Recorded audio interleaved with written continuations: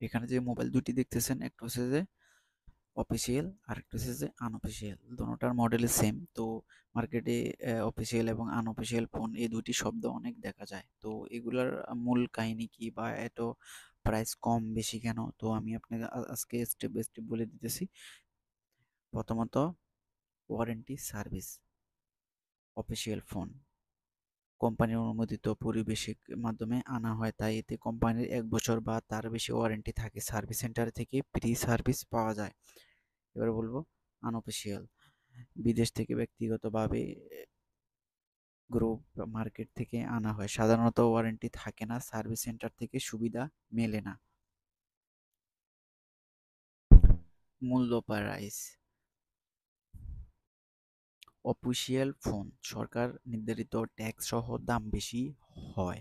Unofficial phone, ঠিক আছে, tax না দেওয়ার দাম তুলনামূলক কম হয়। আইমি রেজিস্ট্রেশন। অফিসিয়াল ফোন বাংলাদেশের বিটিআরস এর অনুমোদিত এবং আইমি রেজিস্ট্রেশন করা থাকে।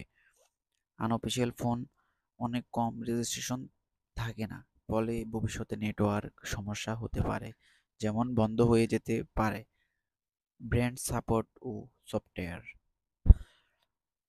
অফিসিয়াল ফোন দেশের মোবাইল নেটওয়ার্ক সাথে সম্পর্ক কম্প্যাটেবল।